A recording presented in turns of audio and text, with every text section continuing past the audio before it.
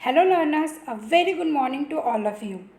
आज के इस वीडियो सीरीज़ में मैं एक बहुत ही इम्पॉर्टेंट क्वेश्चन डिस्कस करने वाली हूँ, टॉपिक डिस्कस करने वाली हूँ, that is TLB, translation lookaside buffer, जो कि ऑपरेटिंग सिस्टम का बहुत ही इम्पॉर्टेंट कॉन्सेप्ट है। और इससे अगर आप क्वेश्चन देखेंगे UGC नेट का, तो एवरी टाइम वन क्वेश्चन वो पूछ ही रहे हैं, आइदर वो थ्योरी में पूछे या आइदर उसका वो न्यूमेरिकल पूछे।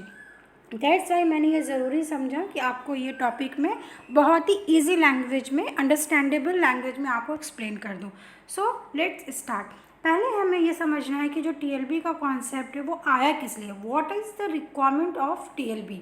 तो हमें पता है कि ऑपरेटिंग सिस्टम होता है, ठीक है, जो कि एक इंटरफेस है हमारे ह्यूमन बीइंग और एक हार्डवेयर सिस्टम के through.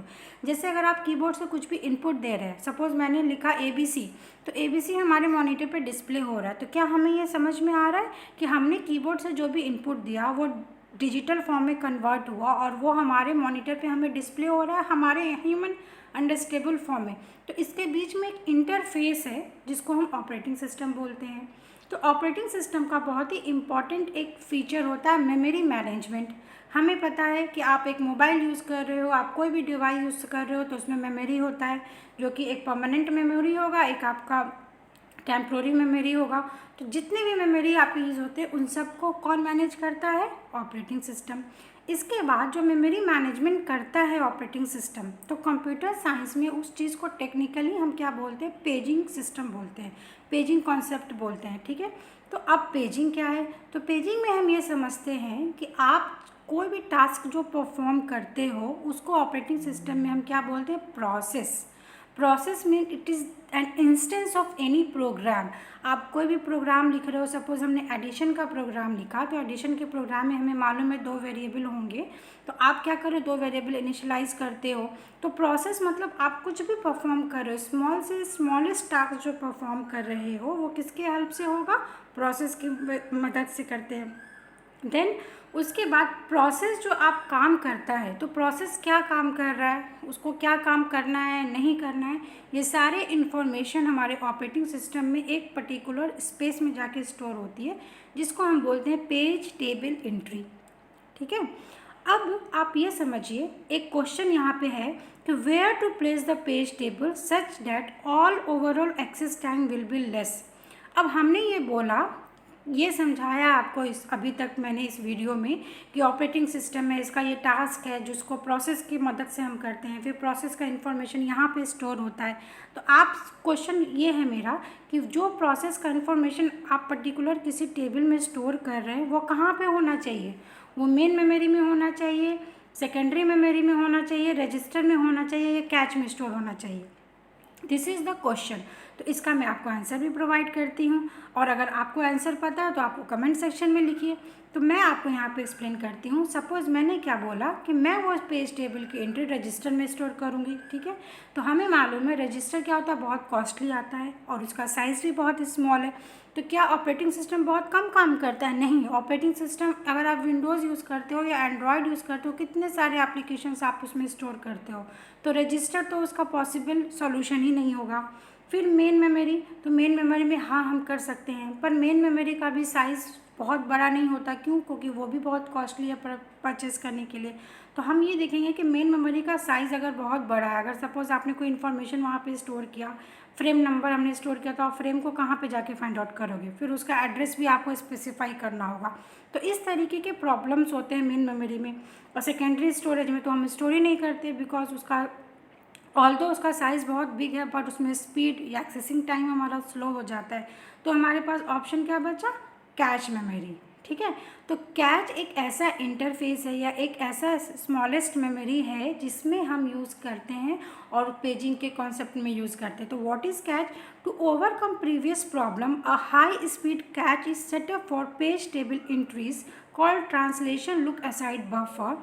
It is nothing but a special cache used to keep track of recently used transactions.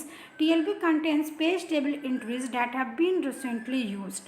तो क्या समझा हमने कि किसी भी CPU में और मेन मेमोरी के बीच में हम एक कैश मेमोरी को लगाएंगे, ठीक है, जो हमारा कोई भी ट्रांजेक्शन परफॉर्म होगा उसके लिए वही रिस्पॉन्सिबल है।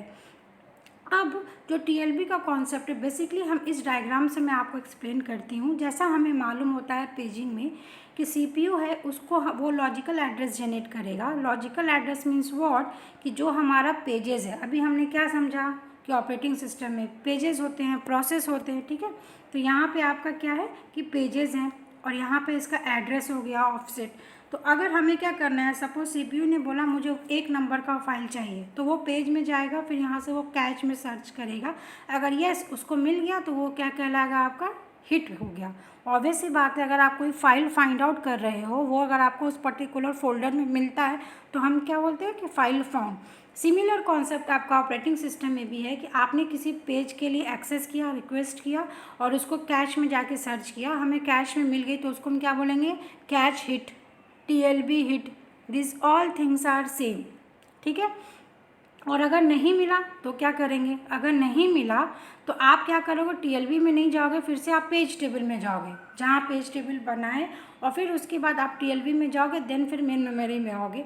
इसीलिए जो एक क्वेश्चंस आपको कैसे इसमें पूछता है, मैं आपको क्वेश्चंस दिखाती हूँ कि आपको इसमें इफेक्टिव मेमोरी एक्सेस पूछता है, ठीक है। तो ये क्वेश्चंस आपका दिसंबर 2019 में भी एक आया था। तो इसका फॉर्मूला क्या होता है, hit into TLB plus main memory. तो आप देखिए कि अगर हमारा सपोज यहाँ पे हिट हो गया तो हिट में कितना टाइम लगा, जितना हम कैच मेमोरी से वैल्यू फाइंड आउट कर रहे हैं वो टाइम, और फिर हम फिजिकल एड्रेस से ले रहे वो टाइम, सिर्फ 2 टाइम लगा। बट अगर मिस हुआ, मतलब मिस हुआ, तो हमें क्या करना है, कैच में तो हमने ढूंढ ही लिया था, तो वो टाइम तो मेरा वेस्ट ही हुआ। प्लस आप पेज टेबल में कितना टाइम लग रहा है, और फिर आप पेज टेबल से कहाँ जा रहे हो, यहाँ पे जा रहे हो, तो यहाँ पे आपके 3 टाइम लगे।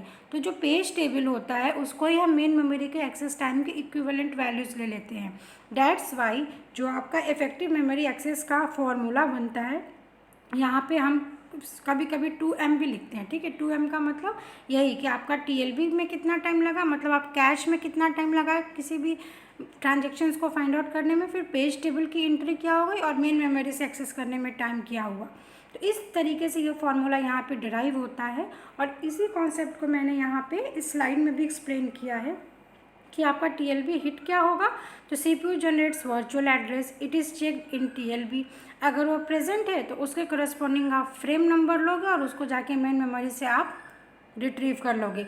और अगर आपका मिस हुआ तो सीपीयू तो वर्चुअल एड्रेस जनरेट ही कर चुका है, फिर उसने टीएलबी में देखा नहीं प्रेजेंट है, बट ये टाइम तो आपका यूज़ हो गया। उसके बाद आप क्या करोगे, उस पेज नंबर को जाके फिर से आप पेज टेबल में फाइंड आउट करोगे, और उसके बाद फिर आप वहाँ से फ्रेम नंबर निकालोगे और मेन मेमोरी के पास जाओगे। तो इस तरीके से इस डायग्राम को मैंने प्रॉपर एक्सप्लेन किया है। तो आई होप आपको क्लियर हुआ होगा। इसमें एक छोटा सा और कॉन्सेप्ट आपका आता है जिसमें हम ये समझते हैं कि आपका क्या है कि कभी कभी यहाँ पे हम पेज फॉल्ट सर्विस टाइम को भी ऐड करते हैं, हिट में ऐड करते हैं। क्यों? क्योंकि आप समझिए एक सिचुएशन ऐसा भी हो सकता है कि यहाँ पे हम सपोज मेन मेमोरी में हमें वो नहीं मिला, देन हम क्या करेंगे, तो यहाँ पे कॉन्सेप्ट आ जाएगा आपका सेकेंडरी मेमोरी का, कि फिर आप सेकेंडरी मेमोरी में जाएंगे, वहाँ से रिट्रीव करेंगे। हेंस आपका अगर क्वेश्चन में मेंशन है कि आपको पेज फॉल्ट का सर्विस टाइम गिवन है, तो जब आप हिट मिस रेशियो निकालोगे तो वो टाइम यहाँ पे ऐड हो जाएगा, तो यहाँ पे क्या हो जाएगा 3m, ठीक है। इस तरीके से हम एक क्वेश्चन भी देख लेते हैं जो हमारे गेट में आया था कि consider a paging hardware with TLB, assume that the entire page table and all the pages are in the physical memory.